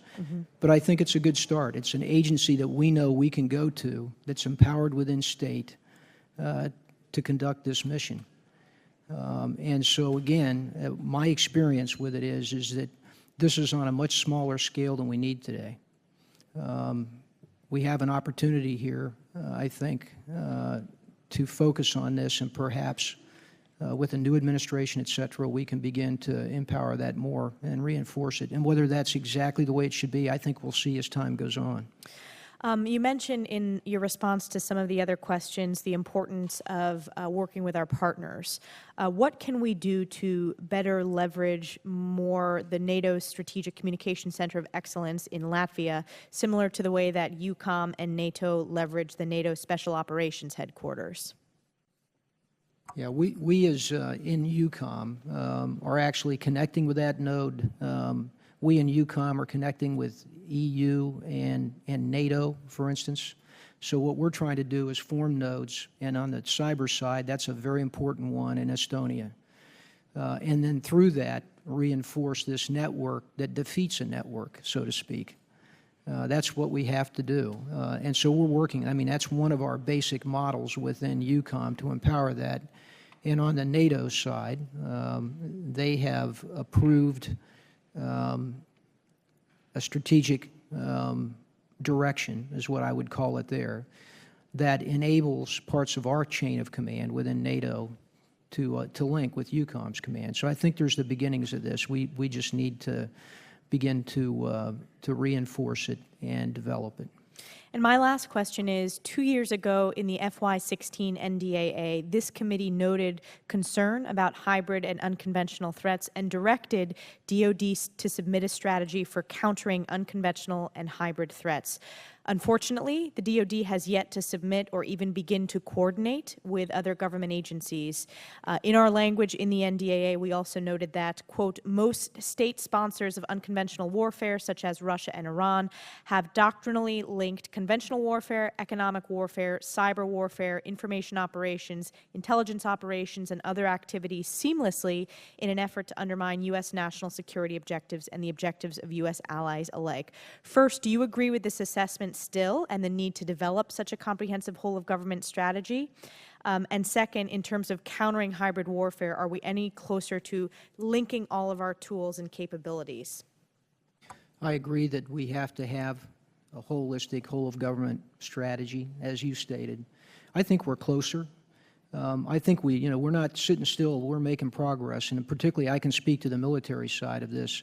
As I said, we're working with our allies through established nodes. Our special operations forces in particular are very good at this, and they're active, not only in what they can provide us in this domain, but also building capacity with our allies. Thank you. Mr. Larson. Thank you, Mr. Chairman. General, welcome. I have a question to clarify some Pentagon math I'm trying to figure out. It goes, maybe you can help. It goes back to your comments about wanting a division in EUCOM. So I'm trying to figure out, were you suggesting that you wanted an additional brigade on top of the 2 brigades to get to a division, or are you suggesting an additional division on top of 2 brigades? Yes, I'm suggesting an additional division because what I need is I need armored and mech brigades. The 2 I have there today are, a cavalry, light cav, as well as an airborne infantry brigade combat team. Yeah, and then along with that, a headquarters, presumably. Yes, and the enablers.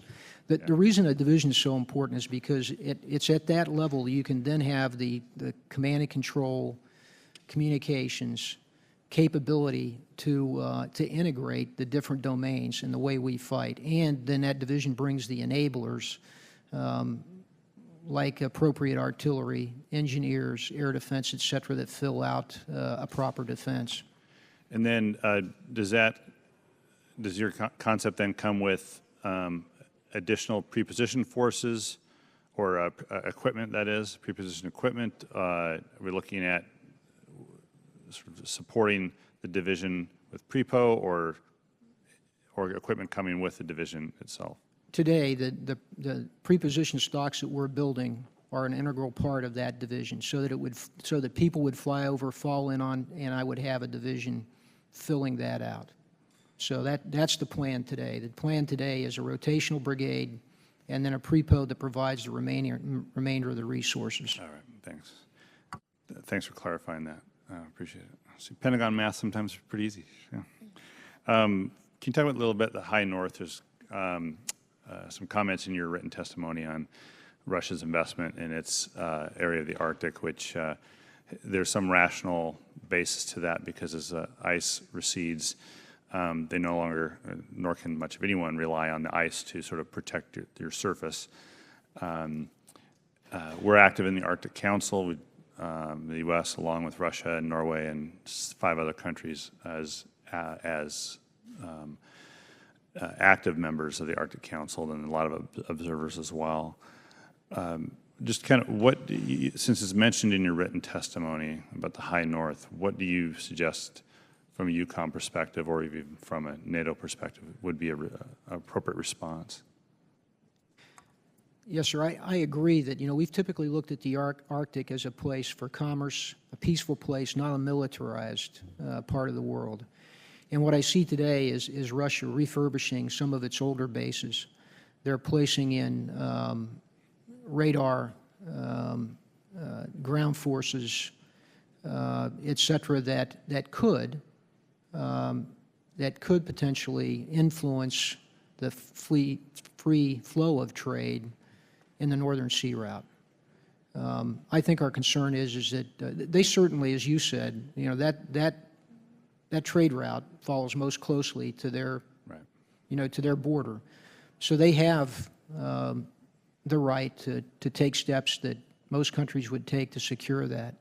I think most of our influence is whether they're taking steps that would influence then internationally accepted free flow of trade in the North Sea or along the North Sea route. Secondly, I'm concerned about the high north because their Northern Fleet operates out of there, and they're building capabilities in that as well that just as we did in the Cold War, we have to properly deter and be aware of. Yeah, that's great. Thank you very much. I'll yield back. Mr. Knight. Thanks, General. I just have a couple brief questions. I was one of those Grafenbeer reforger, fold-to-gap kind of guys. And looking at the map here, just a quick question to kind of help us understand. As we were there in the 80s, and there was a totally different aspect of having 50 posts over there, and I don't know how many 100,000 troops were there. Compared to today, when NATO is so much different and we have so many more countries that we are working with. When I was over there with the chairman a couple of years ago, we were watching Polish soldiers and we were in Romania, and it was very enlightening to me to watch the Poles and the Americans work together, and it was just easy to see the symbiotic relationship that they had there. Tell me how that works. When we're doing 3 rotations, either a unit is there, a unit's coming home, or a unit is preparing to go. How does that work well when we're talking about Polish soldiers and Romanian, that we can work together and use them for certain areas that we couldn't back in the 80s, obviously, because of the change to NATO? Sir, first thing I think about is the fact that, as you mentioned, our allies in NATO and in Europe, but our partners as well as those 28 nations, they've been overseas with us in Iraq, in Afghanistan, in other areas, Bosnia, Herzegovina, et cetera. Over the years, we've developed relationships, and we've refined interoperability. Secondly, we're a force that's used to deploy. I mean, all of our military forces of all services are good at expeditionary operations and routinely deploying and falling in with host nations with allies. We've really developed this, and I think that makes a difference. It's what you're talking about. And so when you see the ease that we work with the Poles, for instance, you mentioned them. I served with the Polish elements in central Iraq. I served with them both tours in Afghanistan. I know many of their leaders, our forces, are used to working together. So when we fall in, we know how to communicate, we know how to make those linkages, et cetera. Yeah, and I'm going to yield back here, Mr. Chairman, but I think that that's one of the most important things to our military right now is our connections to the allies and our connections over the last 20 years or more, even going back to the early 90s, where we've been in combat with a lot of these folks, and we've seen how they react, and we've been training with them, and they've been training with us. So it's a very close relationship. Thank you, Mr. Chair. Mr. Courtney. Thank you, Mr. Chairman. Thank you, General, for your testimony. Just want to follow up on Mr. Larson's questions regarding the high north and the Arctic. I mean, you described, I think, very pointedly the upgrade in terms of military facilities that Russia is engaged in that part of the world. There's another aspect, I think, which I wanted to focus on a second, which is that they've actually filed a pretty aggressive claim through UNCLOS in terms of continental shelf rights. And I was wondering if you could sort of talk about that in terms of, again, your concerns about making sure, maritime freedom of the seas continues. And of course, as I think you probably are expecting, I just wanted to ask whether you think the U.S. should actually stop handcuffing itself and ratify that treaty so we can get into these kinds of claims, international claims process. Yes, sir. First of all, I don't know the details of their claim, but that's obviously one of the concerns that we have about this for the future. And I do believe that we should be a part of the UNCLOS treaty. We adhere to those, to the international norms today already, as most nations do. That simply gives us an actual seat at the table and a vote legally, et cetera. I mean, although we found out with South China Sea, we actually were not even allowed standing to participate in that ruling, which again had just huge consequences in terms of our country's military, posture, et cetera. So you've also mentioned, again, the focus that you're engaged in terms of anti-submarine warfare in your opening remarks and a couple other questions. I guess what I'd like to ask is the Office of Naval Intelligence has a document which is unclassified, the Russian Navy, A Historic Transition, which sort of walks through some of the new shipbuilding activity that Russia's engaged in. So in terms of, we obviously, you're saying we need to have anti-submarine activity. Why? I mean, what are they doing with submarines? We remain dominant and have, as we have been in that. My point is we can't be comforted by that. They're producing several different classes of new submarines that are very capable and will challenge us. And so we do have plans to increase ours, but we need to continue to invest in that, as well as those other systems that help us with anti-submarine warfare. And I can talk to that in more detail in the closed session as well. Thank you, because again, as this unclassified document makes clear, I mean, just based on Russia's geography, I mean, the submarine force is the backbone of the Russian Navy. It's just where they, where they are situated. That's the platform that can get them out into international waters. Isn't that correct? That's true, but the other thing I would point out is the systems that they're placing on them today gives them good reach from wherever they're located as well. Black Sea, et cetera. Mr. Bacon. Thank you, Mr. Chairman, and it's an honor to have you here today. Thank you for your leadership and your hard work, and thanks for bringing your J58 here, one of the smartest guys I know. Good to have him here. I want to just start off by saying I second your desire to put more ground forces in Europe. I think we need for deterrence. I think it's needed to reassure our Polish and Baltic friends in particular. One of the most important missions you have, in my view, too, is the ballistic missile defense mission that we're doing with Israel right now. Can you give us an update where we're at with that? Are we at a status quo? Are we building onto it? What else do you need for that important mission? Israel, as I said in my comments, is one of our, it's a special ally, but it's one of our closest in Europe. Our staff has very regular and routine exchange of intelligence and discussions with them. I mean, it is remarkable. We are just now going through another one of our exercises, and a part of that is the missile defense, so that we stay trained as partners in that mission. That mission is very solid. We continue to train on it. We continue to increase capabilities. The Israelis continue to increase their capabilities as well. I do have some needs with respect to that. I'm very confident of our ability to support Israel, but I have some needs with respect to that, and I can talk about that in a closed session more specifically. One of the concerns I had, and I was part of that mission early on down at Ramstein, is the mismatch between Iran's capabilities versus how to defend. And a lot of this defense becomes really deterrence or counterstrike, so that they fear, doing the first strike. But that takes a lot of coordination with CENTCOM. How is that coordination with two different COCOMs where that seam is right there? Yeah, an experience question from having dealt with this seam. But actually, it works very well. We've done integrated planning now.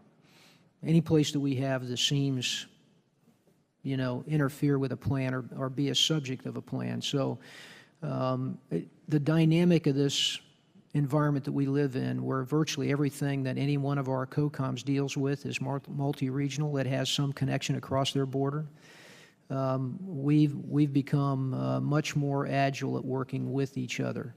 I'm very confident of our relationship with COCOM, actually, with CENTCOM in particular. One last question.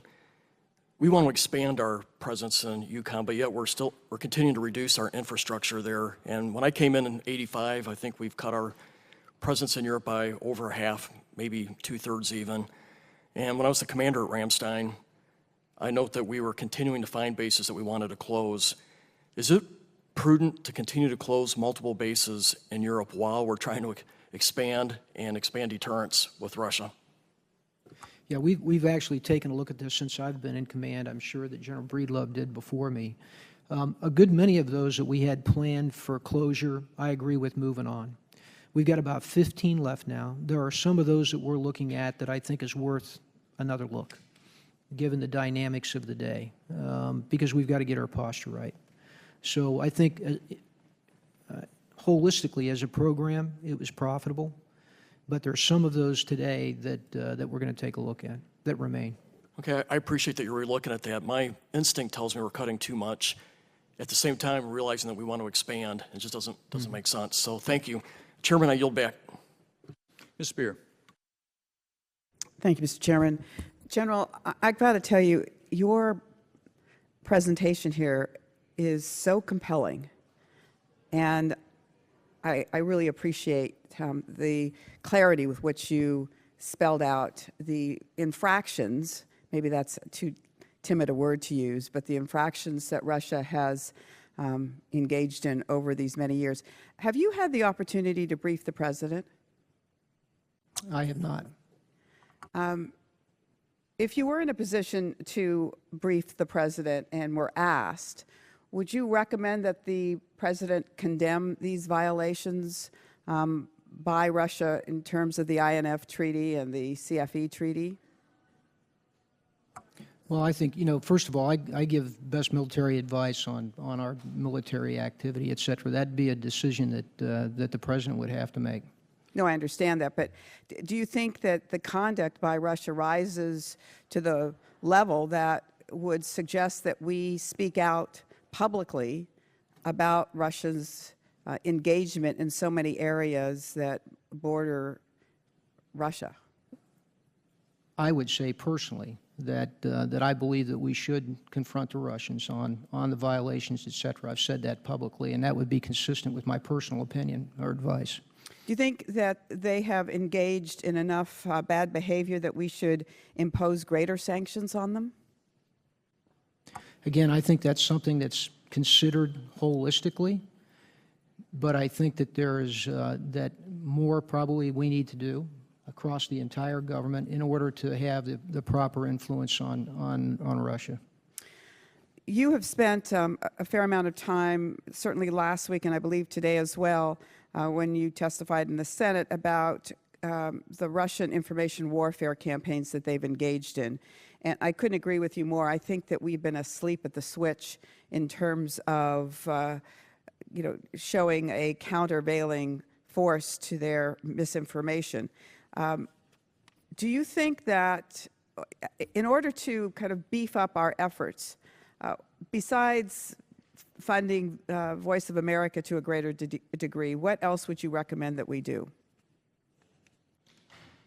Well, I think that we have to, within our government, determine a lead agency that is empowered to integrate the remainder of our government in the information sphere, and then resource, whatever that resourcing level would be, in order to get our message out in a way that is at a level that it has influence. I just don't think that we're organized to do what we're capable of doing in terms of the information and the message that we send. And this isn't just about a message to Russia. This is actually about assurance to our allies, et cetera. There's been some misinformation, I think, that's been offered up regarding the New START treaty with Russia. Do you think it's a bad deal? You know, as I look back on the treaties and understanding why they were put in place, I think they're actually productive. What we need is to ensure that everyone that's a part of the treaty adheres to the treaty, and then if they don't, we decide what steps ought to be taken, as opposed to in other words, we have to acknowledge whether the treaty is actually in force. You know, for CFE, the Russians have said, I think about 2011 or so, they said that they were setting it aside. So these are things that we need to come together and address. There was an article in the New York Times, a huge spread yesterday on is our military big enough, and showed, you know, how some of our greatest adversaries, Russia being one, spends $60 billion a year on its military, and we spend $540 billion. There was a lot of interesting commentary in that piece about by persons arguing that, you know, you build up a force when you're going to war. Do you have any comments about that piece? Did you read it? And if you haven't, I'd really be interested in you going through it and giving us some advice on what you agree with and what you don't. All right, thank you. I haven't read it, but I will read it, and I'll provide you a response if you'd like. Great. Thank you. I yield back. Mr. O'Halloran. Thank you, Mr. Chairman, and General, thank you and your command for all you do for our nation. I have a question. I'm going to go back to Turkey here for a little bit. You made a statement that Turkey has long been and remains an ally of the United States. The word remains. Why did you put that in there? It's good. Well, it just happened to, I put it in there because they remain an ally. To be frank, you know, there is some concern about their drift, given some of the drift to authoritarianism. I would tell you that they remain a close ally with us. I've spent a good deal of time in Turkey. I have a good relationship with their chief of defense, and we're focused on transparency with them, on supporting them and their objectives, as well as ours, with respect to countering terrorism and the coalition efforts in Syria. So that's going well, but I do have concern. And your statement also identifies that that Turkey maintains a complicated relationship with Russia. Given its position in the Black Sea and with Syria and Iran and its internal conflicts and everything else that's going on in that area, along with its Russian issues. What is the status of the U.S. military relationship with Turkey, which I think you answered a little bit? What are the challenges moving forward, and what are the implications given the Russian actions in the region? Again, our mill-to-mill relationship's very good, and despite the attempted coup and the many challenges they face, they have been very committed to both the support of and protection of our forces that operate out of Turkey and are important to our coalition efforts. Of the challenges that we have, certainly we see all the challenges there that we see in Europe. I mean, they have an internal insurgency, a terrorist fight against PKK. They have the refugee issue, about 3 million. And then they have a conflict on their border where we have troops and are operating, as well as Russia, Iran, and others. That's a challenge, and that's part of what we spend a good deal of time on, making sure that we are transparent with each other, we understand each other's objectives, and figure out how we can be complementary in that. But it's probably the most difficult problem set I've seen in my career, frankly. And I'm sure we can go in further on that, but I've sat here and listened to the word state or State Department mentioned many times. You know, we have a cut proposed by the President in the State Department budget. What is the importance of the State Department in your role and your ability to complete your mission? Well, the State Department, as well as the other agencies, are fundamental to what I do in Europe. Again, I strongly believe in a whole-of-government approach.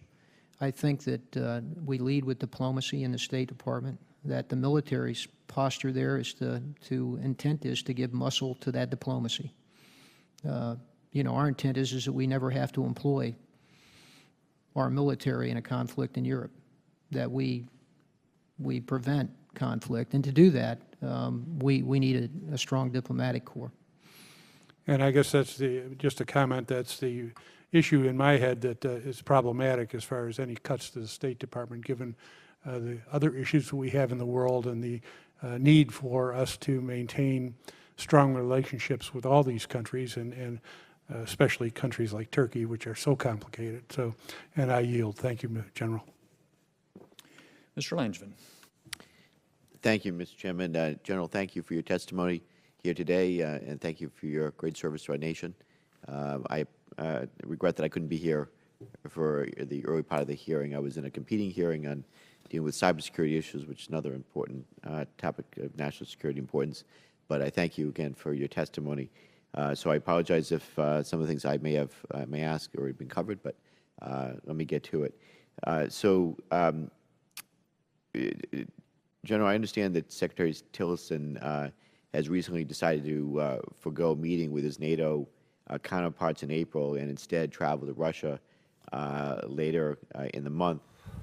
You know, I wanted to get your perspective on what does this say to our NATO allies that a Secretary of State is choosing to visit with Russia, a nation, by the way, that has meddled in our elections and possibly colluded with the administration rather than meet with them.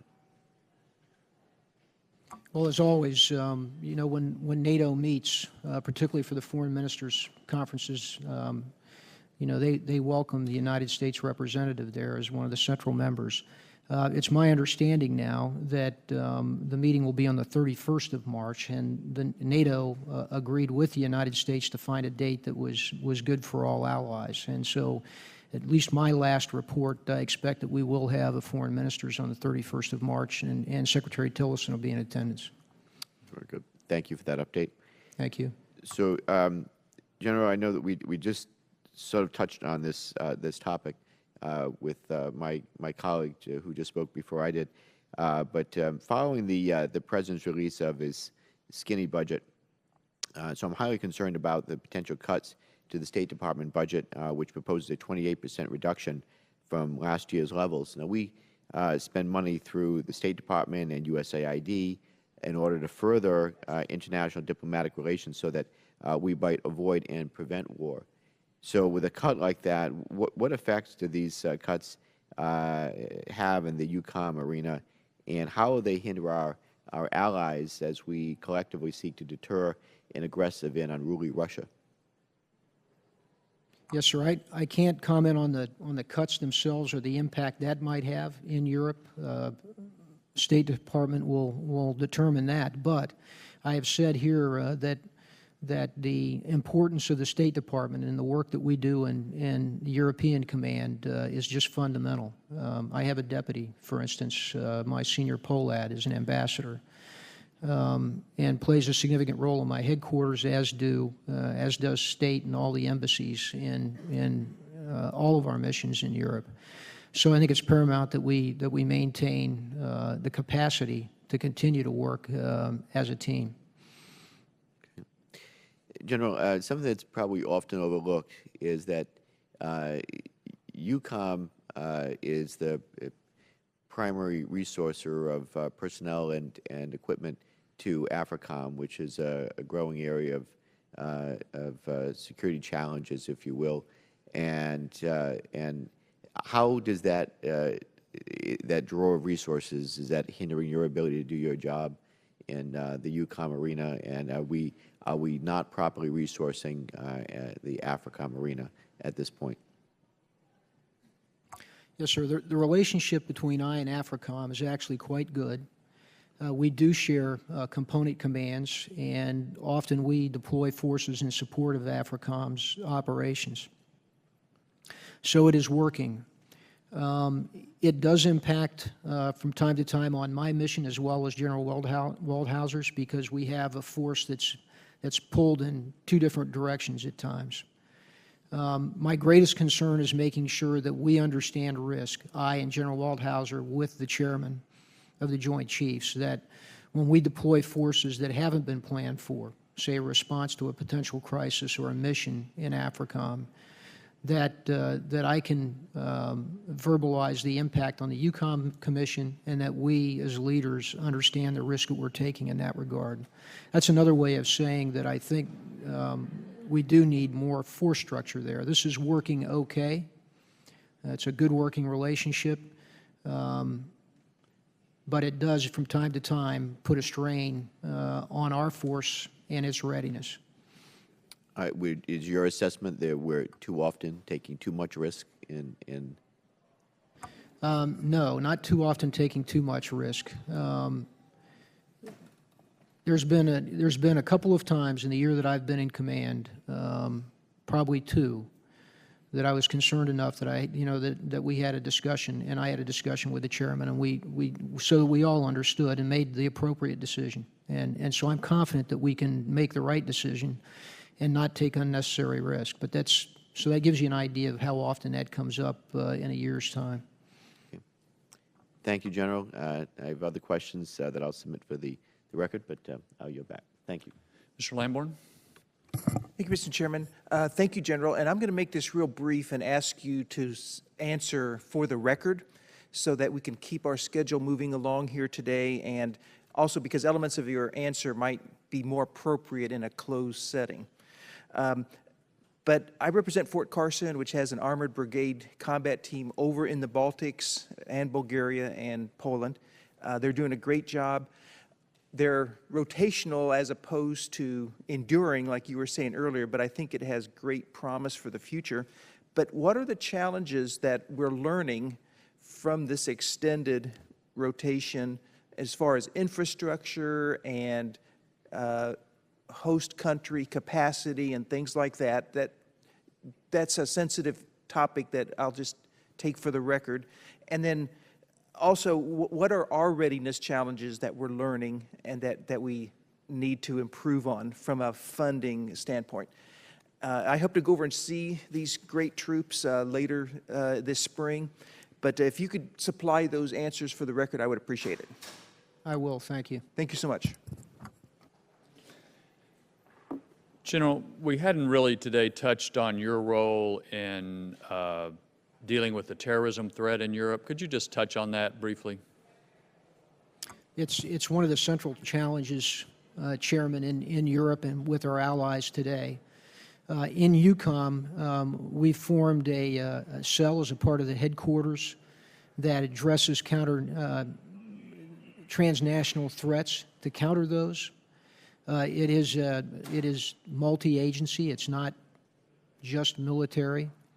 And our concept is a trinodal concept of where we are building a relationship with EU, and particularly the Europol, and through the EU nations, as well as NATO with a headquarters in JFC Naples, and then with our other partners as well outside of NATO to really strengthen that network. Everything from information and intelligence sharing, analysis of the transnational threats, as well as capability, sharing capabilities, building partner capacity, et cetera. It struck me as I was there that we have, particularly within the alliance, an organization with headquarters, processes, troops, if needed, ready-made in order to form a response to this. And all 28 nations in NATO are part of the coalition to fight ISIS today. So I think it fits well, and it's one of the key things that we do in Europe. And on the 28 nation, did I understand you earlier to say that 22 of the 28 nations are increasing their defense spending this year? That's correct, 22, and 10 within the, there's a 20% mandate toward modernization. 10 nations have met that as we go into the year, so that's good news. We expect to see that improving as well as we go forward. And you've had several questions today about the European Reassurance Initiative and the investments we are making in infrastructure and so forth to make that work. Are the Eastern European nations making investments toward that goal as well? Yes, Chairman, they are. They have, in every country, they've invested themselves in facilities to support our mechanized and armored units in terms of motor pools, et cetera, barracks facilities, also transportation hubs for the movement of forces. And so they have also invested in it. I think it underscores the importance that they see in our efforts as well as NATO's enhanced forward presence. Finally, just a comment. General, today you have gotten a number of questions about Russian violations of the INF Treaty, and you've also gotten a number of questions about information warfare, for lack of a better expression. Both are subjects of some frustration for me. I wrote numerous letters and had numerous briefings on the INF Treaty violations to try to get the Obama administration to take this more seriously, to call the Russians' hands, to have an adequate response. And for some reason, they were reluctant to do so. On information warfare, Mr. Smith and I have been pushing a whole-of-government approach to being more engaged in this effort since the Bush administration, when it became clear that the terrorists were doing a better job than we in information warfare. Through the Obama administration, I'm glad to have more people engaged in these issues. We've got some new converts now, but my point is, I want to encourage you to continue to have a strong voice within the military and because of both of your hats within the government at large. Because for whatever motivation, our government needs to take treaty violations more seriously and to develop better capability on information warfare. I think you can help. We will certainly be pushing that as well. And as I say, I'm glad to have some new converts to those causes.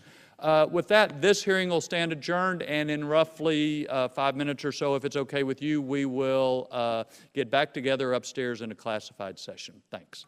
Chairman.